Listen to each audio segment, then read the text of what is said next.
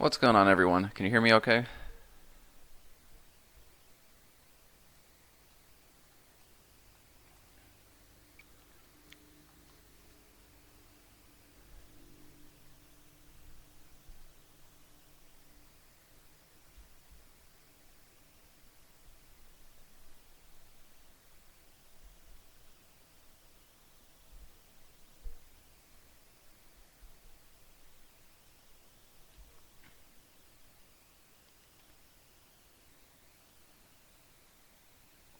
Okay, we're gonna get going in just a second.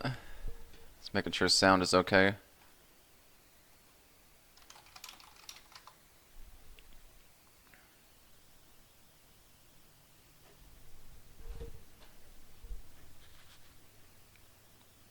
All right. Make myself a little bigger here. So hope everybody's having a good weekend so far. Kicking it off with the Engineer Man stream every 2 weeks, of course. So first is you're probably wondering where has the Sunday videos gone, and it's just temporary. I'll be doing more, but what I've been doing is my dog Chase. Of course, you know Chase. He has emotes in Discord server, and he's a staple of the Engineer Man channel. He decided that he wanted to go play in the middle of the highway. So what I need to do is create a gate and a fence to keep him out of that road. However, I'm going to use that opportunity to turn it into an Engineer Man kind of video, because now I'm going to have a gate which is going to need a way to open, and I'm thinking about doing something like image recognition of a car, my specific car, and then hopefully I can open that gate automatically. The thing I bought has a nice, it appears really extensible. It just has a logic board, really simple logic board that you can do a bunch of stuff with. But that's what I've been spending my weekends on. In fact, right after this stream, I'm going to go right out there and be doing that. So I'm halfway done with the Docker video, which I was working on 2 weeks back. I expect to maybe have that done by tomorrow. I'm going to do my best to do it, but understand that that's just what I've been doing. Trying to keep Chase safe. It's important that he doesn't get hit by a car. So that's where that's at. No big deal. We'll get back to that. So now on to the stream content. So what we're going to talk about today, I'm going to answer some questions. If you have any questions about Linux, Linux questions are appreciated on the stream, of course, because we're talking about Linux. If you have any questions about the software or anything you see on the screen, just ask me in the chat. I'll be happy to answer it. If you have a question that's not related to Linux, that's okay too. You can put that in the comments here. So what we're talking about today is, one of the common things people say when I say, well, why don't you switch to Linux? They say, well, I can't because, oh cool, French Fruits just accepted a phenomenal position due to a ton of automation web scraping projects I've done. All thanks to your first Craigslist video, which really pushed me into programming things daily. Appreciate you. Thanks for the 20. That's really great. Not only is that exactly, this is exactly why it exists. This is exactly why this channel exists. It's exactly why this content exists, is to I try to make it fun to reinvigorate people to want to do programming. People that may have done it before and people that want to do it in the future.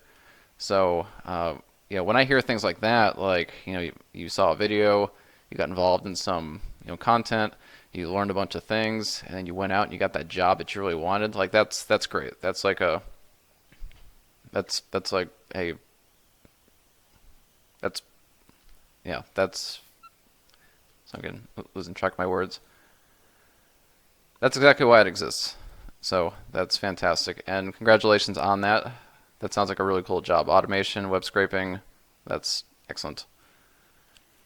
So yeah, we're going after how to use Linux effectively while retaining all your Windows software. That's kind of what we're looking at doing today. So let's take some questions. Also, I'm not 100%. I'm a little sick. My voice might be a little coarse today. So, but I'm gonna do the best I can. Anonymous, how to compile from source any application Well, you can compile any application from source as long as that source is provided. So if it's open source software, of course you'll have the source, and then you can compile it in that way, typically with GCC. If it's C based, but maybe it has another process if it's not C based. So. Deadshot 115, what does it take to be a software engineer? So it takes a lot of dedication. You have to dedicate yourself to the trade. I tell everybody this all the time in my server who's, anybody who's been there has seen me say, you have to dedicate yourself to the trade. You have to do it. If you're getting into software engineering just for your 8 to 4, you go to work at 8, you do 8 hours of programming, and then you go home, and that's sort of it. You don't think about it again until 8. That you're doing it just as a job. It's going to be really hard to become a great software engineer like that, because the people who are eager for knowledge, people who are eager to understand, kind of where things came from at a low level software engineering, those are the people who go at the top. The people that have this firm grasp of the concepts, the firm grasp of the low level stuff, and they fully appreciate kind of what it takes to build software. And of course, they're more valuable to their company. Any good vector-based animation software like Adobe Animate? Vector-based animation. I don't know of any, just off the top of my head, but I'm sure there are some. You can certainly. Now keep in mind that all the software I'm going to show you today is just things that I knew off the top of my head. I'm always surprised when I go to Google and I say, Windows software equivalent in Linux. So like, CAD, for instance. AutoCAD on Linux. Oh, well, there's FreeCAD. And, so that's what you have there. Oh, we got a ghost dog. Chase, you want to be part of the stream? So, in your opinion, will the gaming industry seriously start supporting Linux as a gaming platform as Windows? If yes, when? It's a tough one. Of course, we have Steam now, which is a great, way forward, on Linux. So that's fantastic. Will they ever start taking Linux seriously? I think the problem is in publishing it on Linux. Of course, there's an extra cost to make games run flawlessly on Windows, Mac, and Linux. So, and then from a business standpoint, they look at it like, okay, well, Linux has, X percentage market share on the desktop. Remember, Linux has 98, 99% market share in supercomputing, probably 90 or more percent in the cloud. But on the desktop, not so much. I'm thinking it's more like 10%, maybe 8. So, is it worth publishing a game on a Linux to a business if it's only going to be used by potentially 8% of their market? And that's sort of the holdup. It's never because they don't want to do it. It's always just because, is it worth spending that time and money to capture that really small market? Of course. And then people, especially like me, I have a Windows 10 machine that I use for gaming. So I'm making the problem worse. Like, I use Linux all the time, except for gaming. So I'm not out there, rattling cages and breaking down doors to try to force game publishers to put their games on Linux. I don't really care. I'm perfectly fine with having, my Windows machine that's just for games. Like that's okay with me. Dual boot's fine as well. So I guess a direct answer to your question is I don't think they're going to take Linux seriously as a gaming platform for the foreseeable future. I hope that changes, but I don't know that it will. Ever thought of setting a P.O. box? For what? Just so people can mail me stuff? I don't know. Maybe. I suppose I could. There's one right down the road for me. Let's see. How to get a Wi-Fi adapter with Windows-only drivers to work on Ubuntu. So that's a tough one. So the first thing I'd say to that is, which adapter would that be? Because there's drivers for everything on Linux, just right off the bat for all things. So I first would wonder which Wi-Fi adapter that even is, and I would question if it actually doesn't have Linux drivers. But assuming that that's accurate, that there's a Wi-Fi adapter that doesn't have Linux drivers, there are some generic open source Wi-Fi drivers that might work.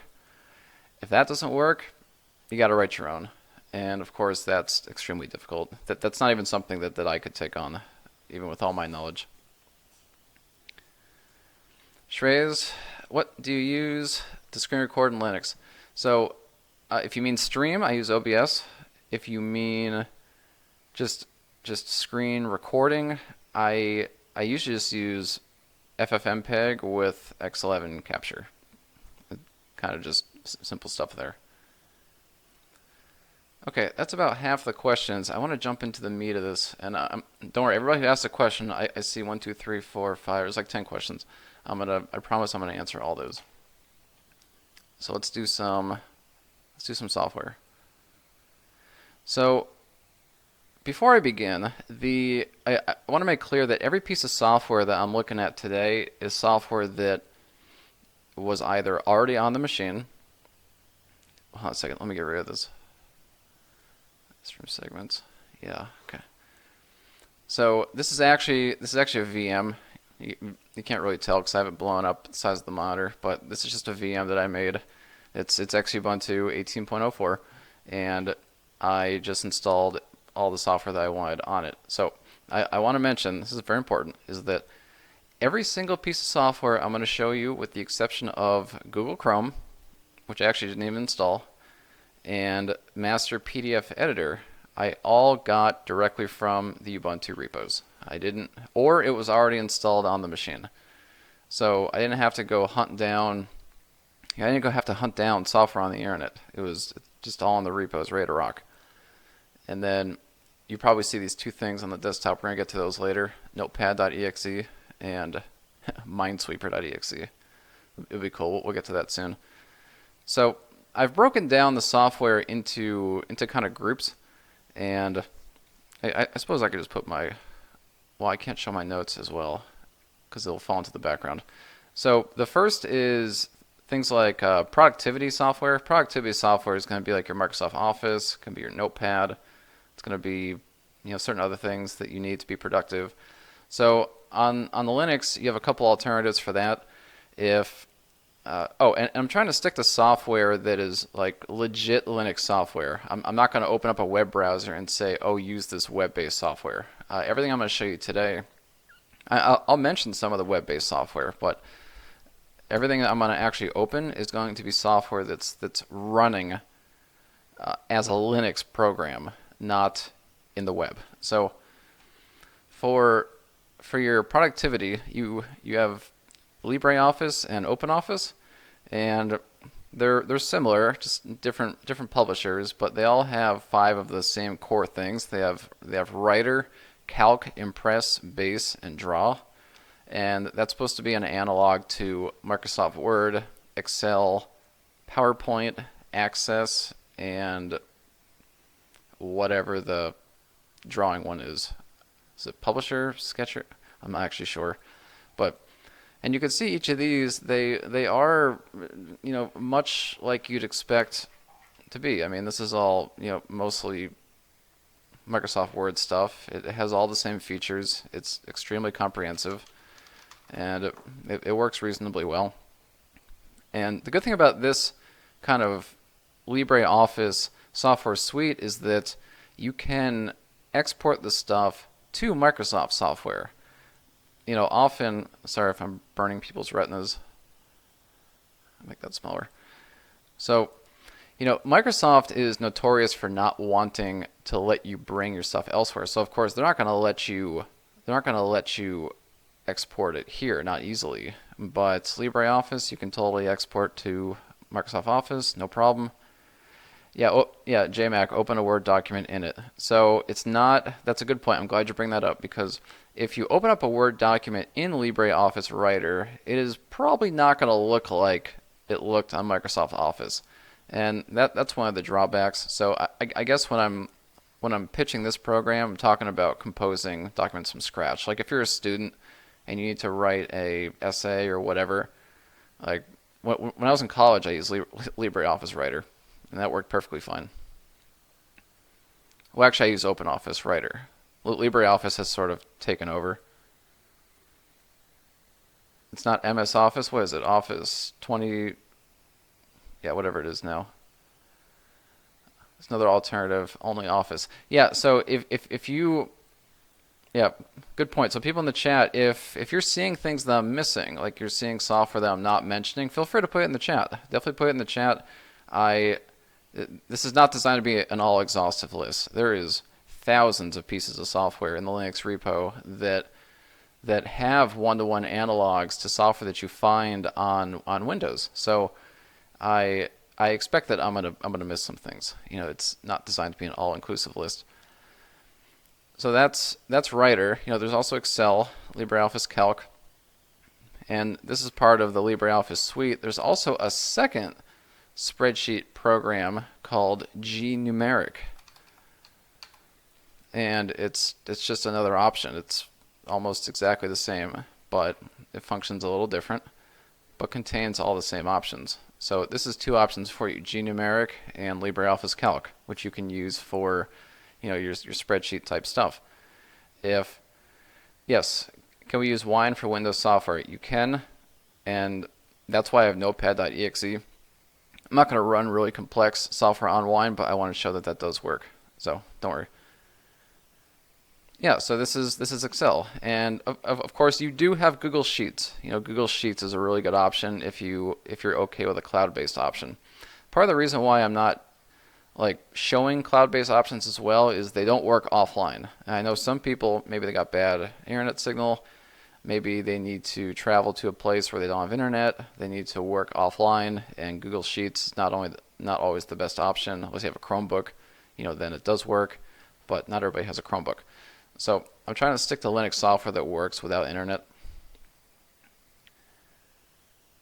So next is email. So this is for people that have Outlook. You know, they use Microsoft Outlook, and the alternative on the Linux is going to be Thunderbird Mail, and this is a product of this is a Mozilla product. It comes installed alongside Firefox. I think when you get one, you get the other, but you can hook up to anything you would expect to be able to hook up to on, and I'm sorry, I'm burning people's retinas again. I wish everything was dark theme. I don't know why it's not. That should be a thing. Dark theme should be required.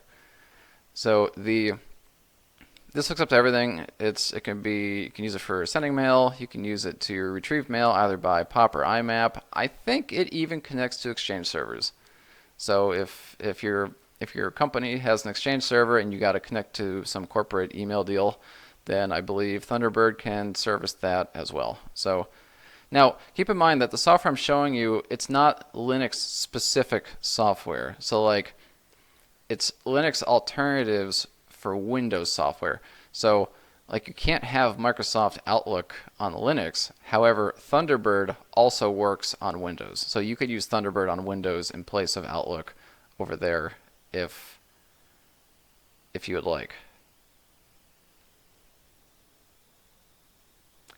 Any thoughts on it? Okay. So next is the Adobe Suite. This is the big one. I mean, this is one of the reasons why I still keep a Windows install around, is because I need Adobe software. I need it, and there are alternatives on the Linux, but they're not great. However, if you've never used Photoshop in your life, then you might get by with GIMP. But if you've used Photoshop your whole life and you suddenly decide to change and use GIMP on the Linux, you're gonna really be suffering. So here's some Adobe Suite software. So Photoshop, of course, you have GIMP, which is the GNU image manipulation program. And okay, I don't know what's up with that. Actually, I do know what's up with that. It's because I originally ran it as a root when I was testing.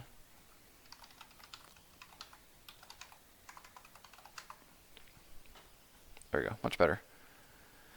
So this is basically Photoshop on Linux, and it works just like Photoshop on Windows, but it's not it's not a great duplication. You know, like if you think that you could just use GIMP after using Photoshop and just come over here and expect everything to be on the same space and work just like it used to work on Windows, you're going to be really disappointed.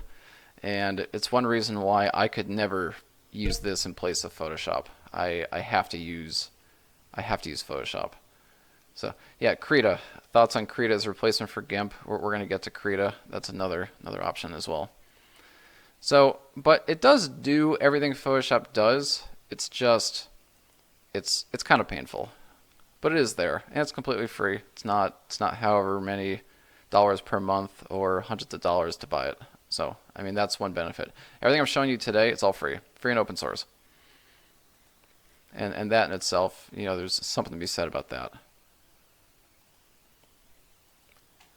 So next one is Premiere. So if you're into video editing, you can use a program called, I don't know if it's KdenLive or KdenLive, whatever. But this is actually the program that I use to compose every Engineer Man video you've ever seen. I edit with KdenLive. So in fact, everything that's produced on the Engineer Man channel entirely, with the exception of the video thumbnails, is done on Linux. It's done with Linux software, everything. Except for the thumbnails. I do use Photoshop for those. So this is a very powerful program. I use this all the time for all kinds of things, and it works just fine.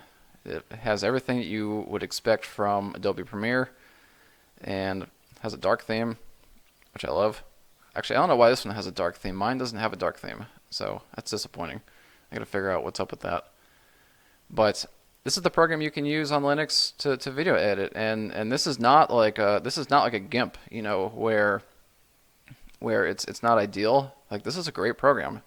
It's fantastic, and again, it's free. I can't understate that enough. Is all this is free. So give it a shot. It's KdenLive. Oh, I'm gonna publish all these names in the, I don't know where I'll publish it. Probably in the description or in a Git repo. I'll mention that later. So next is going to be audio. If you're working with audio, there's one really good option on Linux. It's called Audacity. And Audacity is also available on Windows, but it's available on Linux as well. So this is, you know, you can do your recording and, you know, just standard stuff. You can open audio files, you can record, you can do effects, you can do, you know, trimming and editing and amplifying and all the things you might expect.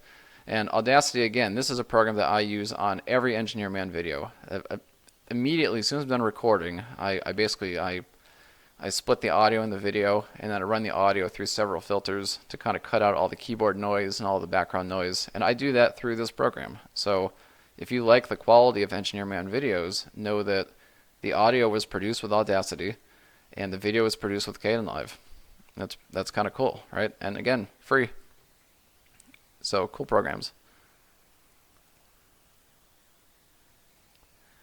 So next on the list is like a Adobe Illustrator. The closest thing I could find for Adobe Illustrator is a thing called Inkscape. And this is your kind of vector-based, you know, I don't use Illustrator that much. I'm not even sure what to call it, but you know, this would be a way where if you're making a magazine or if you're making some vector-based, you know, published art or whatever else you want to do, then this would be a suitable program for that. And it's the closest thing I could find that was like Illustrator. And I don't know all the details of this program because I don't use it, but I would expect that you can find, you know, the majority of what you would find on Illustrator. If anybody has any experience with Inkscape, you should post in the comments and let me know if it's good or not. Okay, next one is for like Adobe Acrobat. Now remember, there's Adobe Acrobat and Adobe Acrobat Pro. So Adobe Acrobat, the equivalent on Linux is going to be Ocular, and Ocular works reasonably well. You can open PDFs and scroll through it, and that's it. But you can't edit it. So now Adobe Acrobat Pro. Anybody, and this is the best, anybody who's ever been in a office environment has probably heard somebody say, hey, how do I edit a PDF? I have this 8-page PDF. I want to just remove a page. And then, of course, somebody says, oh, well, you need Acrobat Pro. Well, why do I need Acrobat Pro? Acrobat Pro is a paid program, and it's what I need to remove a page from a document. And then they say, well, does anybody have a license? Does anybody have a key? Can you buy one? You know, are we really going to pay $10 just to remove one page? So there's, I'm sure you've ran into that, and there's a fantastic PDF editing program on Linux called Master PDF Editor. And again, free. Now there is a paid version, but it's I don't actually know what you get with the paid version, but this is the free version and it works perfectly fine. You can create PDFs, you can edit PDFs, you can delete pages, you can move things around, and it's a terrific program. You want to look like a hero in your office? Master PDF Editor. And delete that page so nobody has to buy $10, $20 keys for Acrobat Pro. Insane. This distro is actually Ubuntu 18.04. I just installed it last night. Okay, so for audio and video, we're speaking more about like listening to audio and listening to video and managing audio and video rather than like editing. So if you use Windows Media Player or something like that, then a good alternative to that on the Linux is VLC. I prefer VLC, but there's also MPlayer. There's also what's it called? MPlayer. There's a couple others. Totem Player, and then Perl Player. They're all about the same. I mean, what makes a good video excuse me. What makes a good video player in my mind is a wide support of video formats. So I expect that I don't think that's right. Master PDF Free has a watermark. I don't think that's right because I'm constantly using that program and I never see a watermark. So I'm not sure that's accurate. What makes a good media player is one that supports a ton of different video formats. Like I don't want to have to go download codecs. I don't want to have to go download stuff. I just want to download one program and I want it to open every single video file out there, and VLC I feel meets that need. So next one is, so this is for the iTunes people. If you want an iTunes replacement on Linux, there's a program called Amarok, and this is, now it's not super straightforward to get working. I don't know why this isn't opening. Hold on. Store. There we go. So Amarok is a good tool for that. Amarok will sync with things like, iPods, iPod Touch, iTunes. I'm sorry, it won't sync with iTunes. It'll sync with things that would sync with iTunes. So I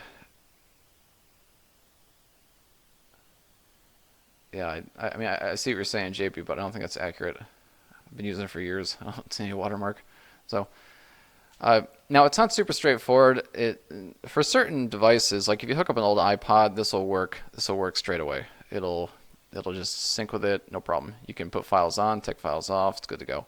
With some of the newer devices, it's not super straightforward, but it is possible to use. So this is the closest thing to an iTunes equivalent that I know of on Linux.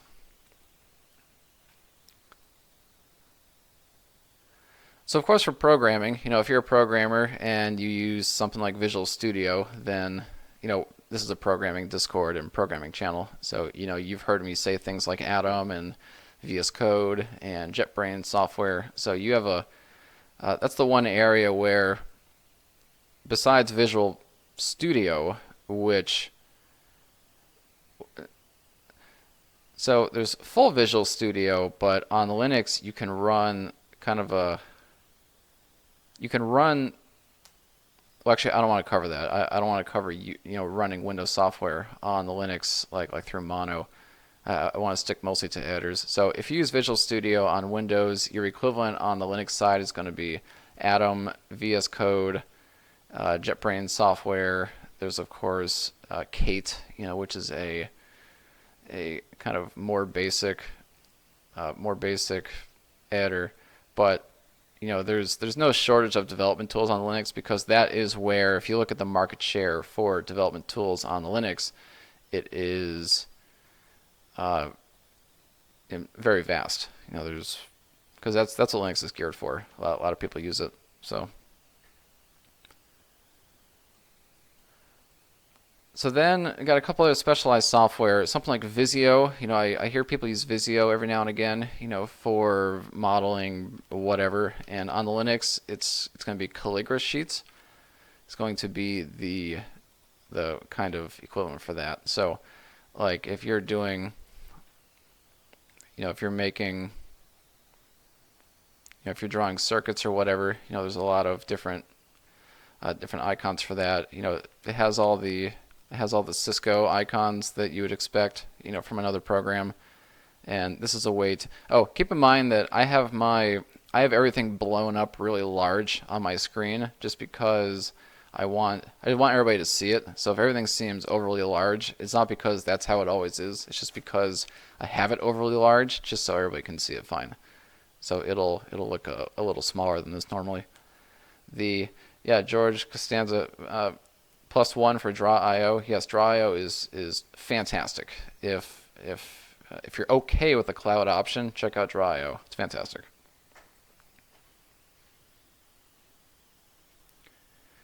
So for the CAD guys out there, there is a program called FreeCAD. I was not able to get it working, but due to some error. But there's a CAD program that you can use that I wasn't able to get by this error, but you could try to install it later. And this will do. I've used this before, a long time ago. I haven't used it recently, but it's obviously not an AutoCAD direct replacement, but you can do quite a few things with it. So if you have some CAD needs, then check it out. FreeCAD might work out well.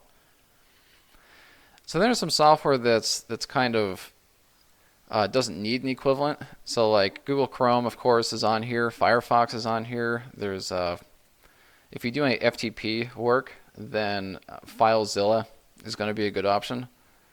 This is a replacement for software on Windows, such as like WSFTP, QtFTP.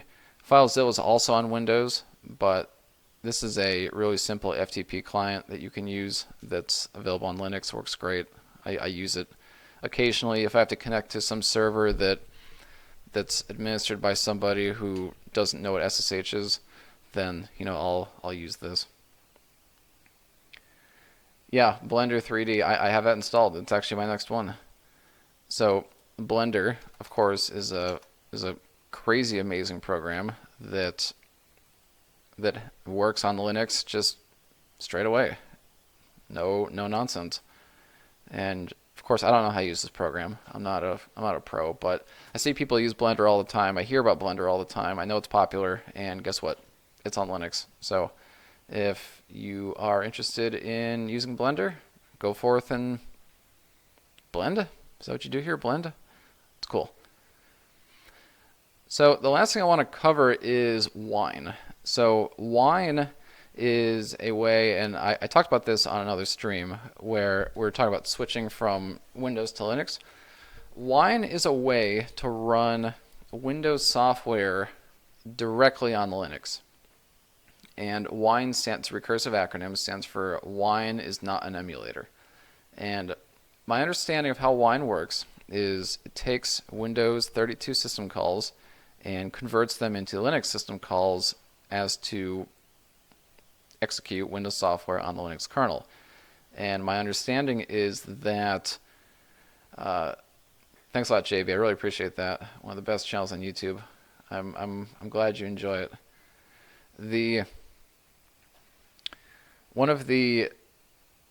My understanding is how well a application works via Wine on the Linux is going to be how closely Windows system calls can map to Linux system calls. If they can map very well to one another, then the program runs really great. If they cannot map well to one another, then the program does not work great. Because remember, when the Microsoft people designed Windows, and Linus Torvalds designed Linux, those two were not talking to one another saying, hey, let's map our system calls appropriately, let's make things work in harmony. Of course not. Microsoft is saying, we don't care what you're doing, we only care about our deal, and go somewhere else. So it doesn't always work. Like really, really, really complex software doesn't always work well, but some things work fine. So I have Notepad exe and Minesweeper.exe, and I took these directly from a Windows machine. This is actual Windows software. I grabbed it from my Windows machine and I dropped it into Linux. So this is not Linux software. This is not a Linux Notepad on the Linux or a Linux Minesweeper on Linux. It's actual Minesweeper. So I open Notepad. You can see it. This is legit Notepad. This is Microsoft Notepad. It has everything that, but it is the program. It's not a replacement for it. It's the actual Notepad. Same with Minesweeper. So, this is Minesweeper on Linux, not Linux Minesweeper, Microsoft Minesweeper, and it works just like the Minesweeper on. So this is a Windows software running on the Linux via Wine. Vado asked, can you run Photoshop using Wine?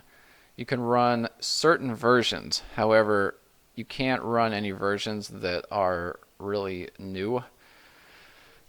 Stuart Black, yeah, are there limitations with Wine? The biggest limitation with Wine, of course, is that the support is kind of poor. Here, we're going to go to the Wine app DB. So if you're looking at what can run on Wine, you can go to the Wine homepage, which is appdb.winehq.org. And then when you're on here, you can go to Browse Apps. Yeah, Browse Apps. And then you can do a search like name Photoshop. And then you can pick Adobe Photoshop. And then here's where you can see how well it works. So like, Photoshop 5, of course, it's super old. 5 is like, what, 20 years old now? 15 at least? So that has a platinum rating. That means that Photoshop 5 ran perfectly. But if we scroll to the newer stuff, so let's see. Well, Creative Suite 2018 has a platinum rating. So according to this, Photoshop from the Creative Suite 2018, so just 1 year old, has a platinum rating. It should run perfectly on Linux through Wine. Kind of cool. Yeah, garbage. So they rate it based on garbage, bronze, silver, gold, and platinum. And really the ratings are how many things do you have to change to make it work. So like platinum works perfectly right out of the box, no changes. But then gold, like let's pick a gold. So CS2 is gold. So if we click on CS2, it'll tell you what you have to do that's wrong. So like known bugs. Crashes without times.ttf. So there's certain things that it tells you, and it tells you what you have to do to make it work. And of course, I don't actually see where it does that here. Let's see. Here it goes. What works? Installation startup, 100% functional. 100% functional some of the time. That's funny. That reminds me of that quote from Anchorman. 60% of the time it works every time. So yeah, this is what it is when you're dealing with Wine. Is you have what works and you have what does not, and you gotta kind of stay away from it. And then there's some workarounds. Restart the program until it starts up properly. But you know what? I mean, even despite all this, even despite the fact that you got to jump through a couple of hoops, I mean, it's remarkable that you can do that. I mean, it's remarkable that you could just run a Windows software directly on Linux without anything.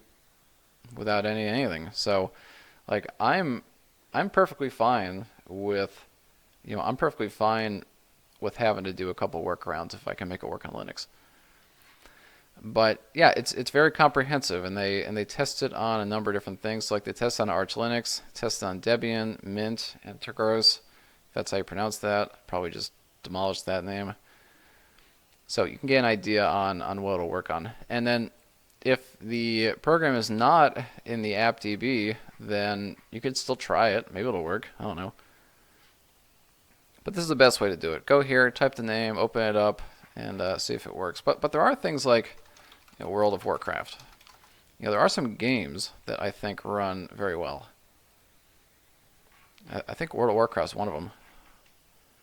Yeah, like World of Warcraft 8.1. Of course, I don't play this, but I remember seeing this as one of the top games that run under wine. Platinum rating. That means that World of Warcraft can be installed directly to Linux, and it can be ran without any modification or any nonsense. What was tested? Nothing. Everything works. Perfect. So this is one kind of case where things do work, but it's not always like that. You really just have to try it out. Just try it out. Take a piece of Windows software, put the disk in your Linux machine, and see what happens. After you get wine, see if it'll install, and then after it installs, see if it'll run, and then after it runs, see if you can get it to crash. If it installs and runs and doesn't crash, well, guess what? It's platinum, platinum rating. So, okay, I want to get back to some questions. We got about 18 minutes left. Let's see. Too specific. Is there any software like PSpice for Linux? I need to simulate some circuits. I don't know of any. I'm sorry. By any chance, do you know of an alternative to OneNote for Ubuntu? Probably Google Keep, I think. That's probably going to be what it is. Google Keep is probably going to be the best one. Yep. Mr. Abhishek, Engineer Man equals to the point content. Yes, that is one. It's one common theme, one common staple of my channel is that I am not interested in the BS. I start the video, I get right to it, I teach you some stuff, and then we stop. That's it. No fluff. If there's any fluff, it's during the streams, because the streams are less structured, and we get to chat with one another, kind of, through the chat, and that's what we do. Oh, Pizza Mark. Pizza Mark's here. What's up, man? That's professional pizza.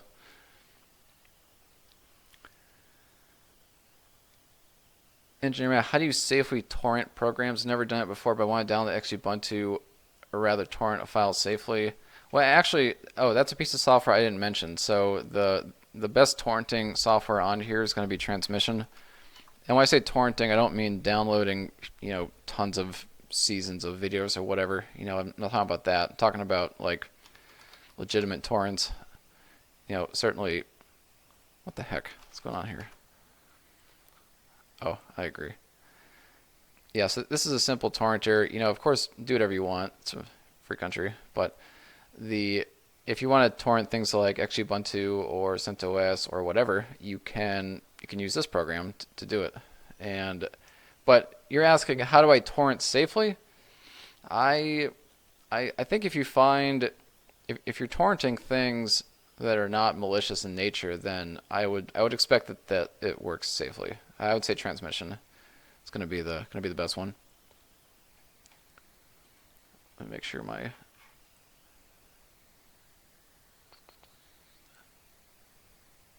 okay.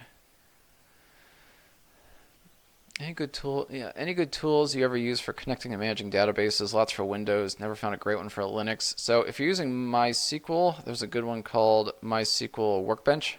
It's probably the top one for managing a MySQL database. If you're talking about other databases, I'm not entirely sure.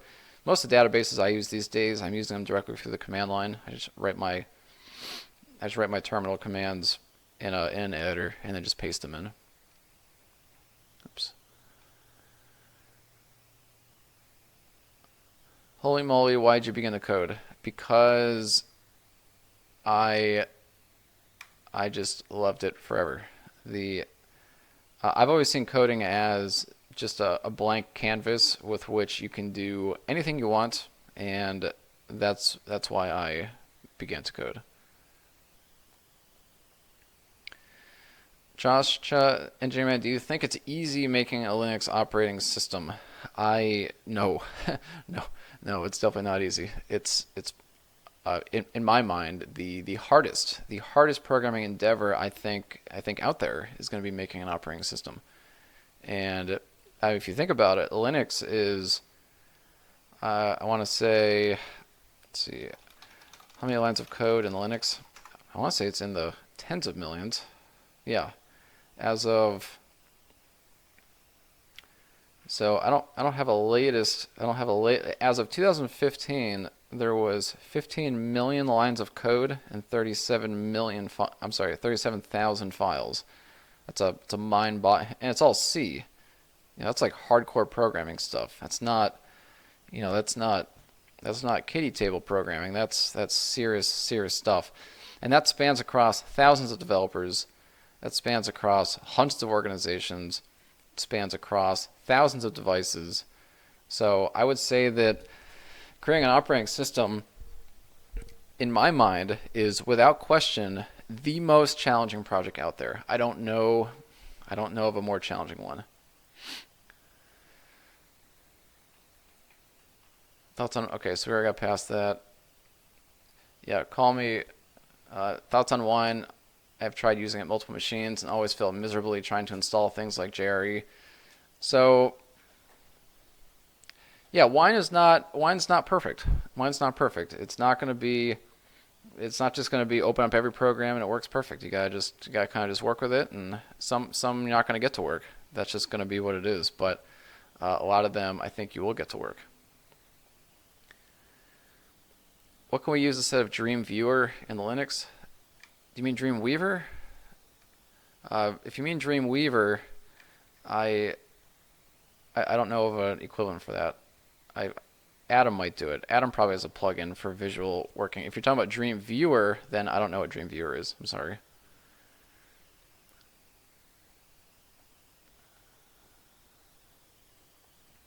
Yeah, Durbender, Engineer Man, any thoughts on how to speed up a once quite snappy Xubuntu 14.10 install on an old Atom-based laptop that got slow after dozens of updates and updates?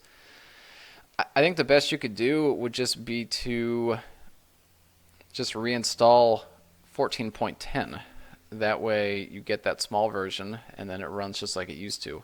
The only challenge you're going to have with running 14.10 is that you're going to have to use the Ubuntu archives because it's not going to be a supported version. 3 years will have expired on, because that's an LTS version, which means it would have expired on 17.10. So you're going to have a hard time with software, but if you can get by that, you can certainly just use 14.10. Show us your XFCE setup. I don't know what you mean. Really, this VM looks exactly like my workstation. The only difference is this toolbar up here. I have turned and I have it stuck all the way to the left side of my leftmost monitors.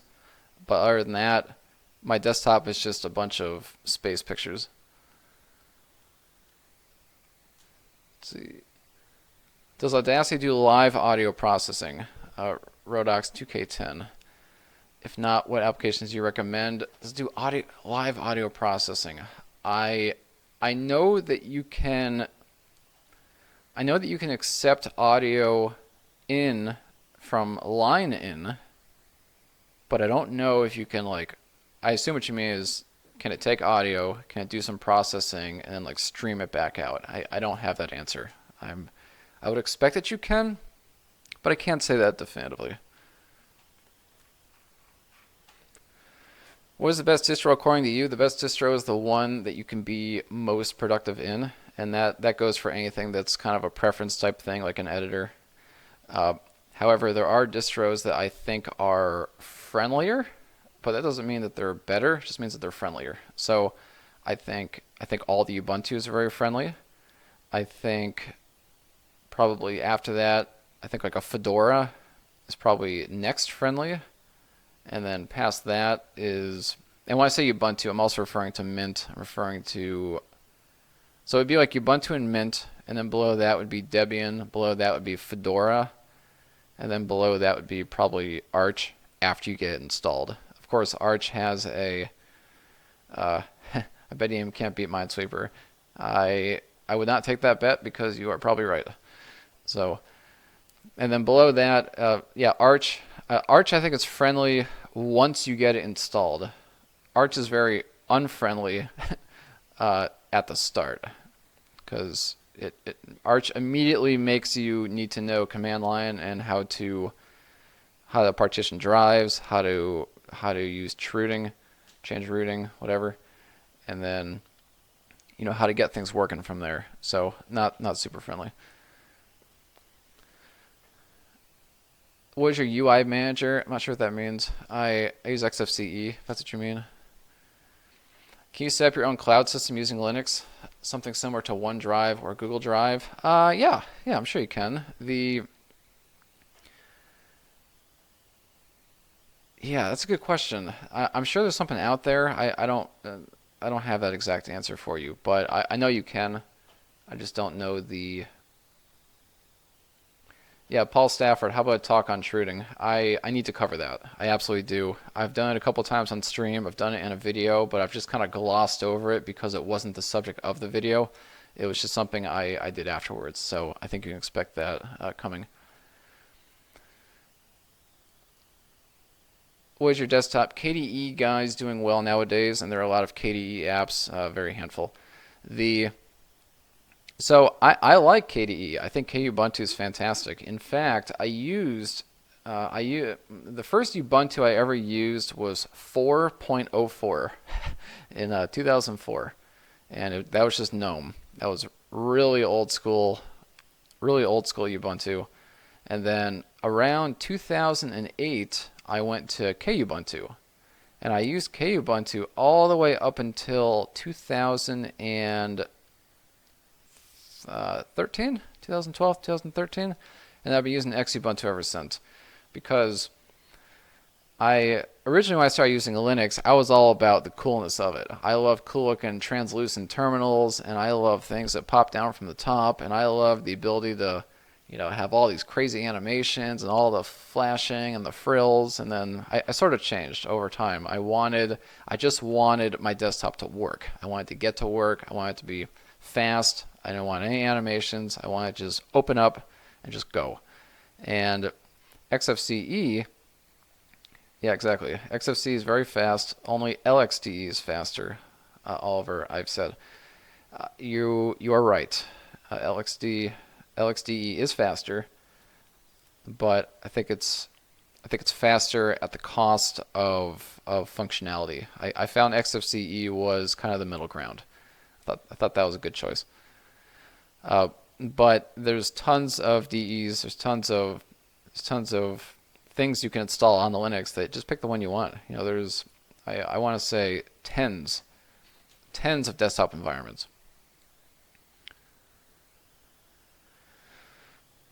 Let's see. Shreyas asks, is the CentDex Engineer Man collaboration happening? I don't know. I mean, him and I are in contact, so I don't know. We're talking about a way to have a mutually beneficial video, but we got to figure out something that both leverages his top skill and leverages my top skill, and then create a video from that. That's the plan. Maxi P, what software do you use to stream? I use OBS to stream. I use Audacity for audio post-processing, and then I use KdenLive to stitch it all together and upload it to YouTube. Would you use Remix OS if the project would still continue? I don't know what Remix OS is. I've heard of it, but I've never used it.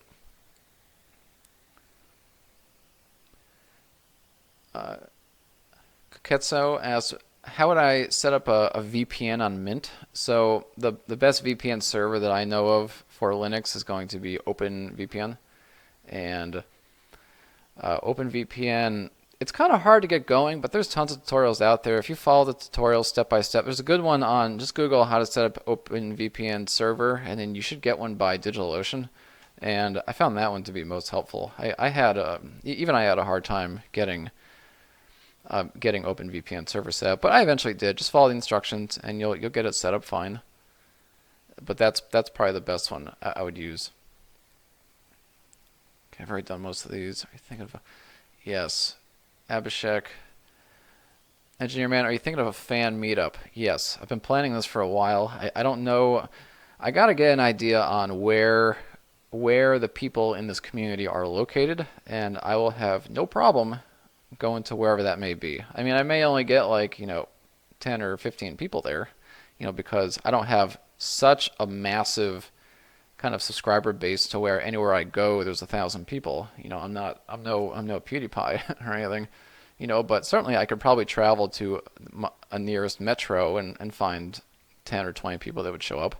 So, yeah, I think the community is at the appropriate size. Maybe another 50K. We're at 157,000 subscribers now. I would say another 50K or so at 200,000. That might be the appropriate time to go do that. I think that'd be fun. Okay, we got just a couple minutes left. Just gonna do a couple more questions, and we're gonna wrap it up. So many questions. Lots of questions today. I like it.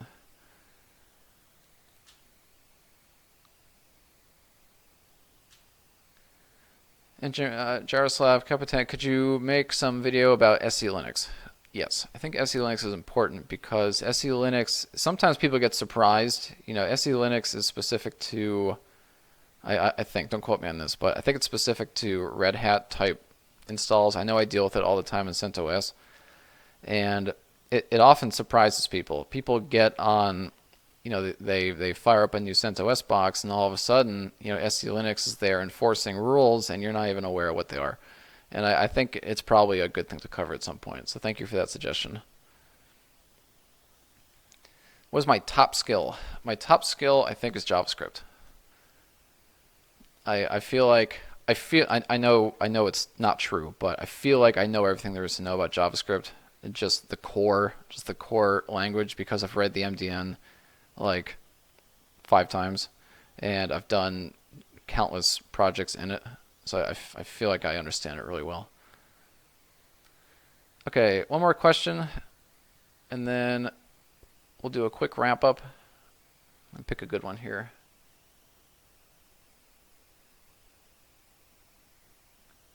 Yeah, TryFan 2K2. By the time SE Linux will protect you, someone is usually in your system and you've already lost. That's probably valid. I find SE Linux to be sometimes kind of an annoyance. It's a thing that's on the system that's protecting me from things that I don't know that I need protecting. Like I don't need protecting for Nginx to not connect on a particular port that doesn't want to. So I don't know. Oh, Alexander Fitzstrom, thanks for the 2. How to make exe from PyScript to run on Windows. So I think you can use PyInstaller. I think PyInstaller is what does that. And I think what PyInstaller does is it takes the Python interpreter, and then it takes your Python file, and it groups it into an exe file. And then when you run the exe file, it's like running Python and then the file. So it just bundles it all together. I think that's how you would do that. Okay, so we're at the end of the stream. I'd say we've got about 1 minute. So I hope everybody enjoyed this. A lot of people say that Linux is tough because the software is missing software, and hopefully I was able to show you kind of some programs that you can use to get by on Linux, even though you're used to Windows stuff. I think if you give it a shot, you gotta give it a chance. You have to give it a chance, just like you give everything a chance. So, install Linux, give it a try. Try all the software, and then if you really have a piece of software you need, give it a shot on Wine, and maybe that'll work too. So, yeah, right after stream, I'm going to make sure my dog doesn't get hit by a car. I'm going to build some cool software out there, and then I'm going to try to get that video out tomorrow. Here's another announcement. The next stream is going to be an interactive one. We're going to do programming. It's probably going to be Python. We're going to do Python programming, and it's going to be interactive. We're going to build a program, and we're going to go slow enough to where everybody can follow along and build something cool. So we'll build something useful. And yeah, so to prep for the stream 2 weeks from now, make sure you got your editor ready, make sure you got Python installed, and then make sure you're ready to do an interactive kind of programming tutorial. And we're not going to blow through it. I'm not trying to melt minds. I'm not going to try to just just gloss over a number of things. We're going to go through it very clearly, and we're going to write together in about 40 minutes. We're going to write a useful program is what we'll do 2 weeks from now. So, okay, that's it. Last thing is, if you're not on the Engineer Man Discord server, yep, there's a link there in the chat. If you're not on the Engineer Man Discord server, please head over there. There's a ton of people on there. We have several hundred who are online all the time. There's tons of regulars. A lot of them are in the chat now. Thanks a lot to the regulars. People like Shreyas, he's always on the server. You know, of course, all my staff, they're always on the server. I'm seeing some other faces about French Fruit, you know, who gave me the 20 earlier. He's a long time member and supporter over there. And trying to see if there's anybody else. QQ. Yep, I've seen you in the server.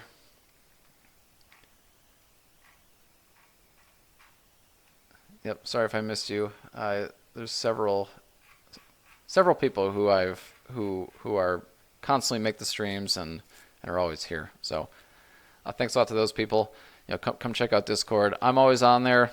Anybody will tell you that I'm always on there. If you message me, I'll try to reply, and I am active in there just along with everybody else. So don't expect that you're going to come there and just see, you know, people from the chat or staff. You'll also see me. I'm there all the time.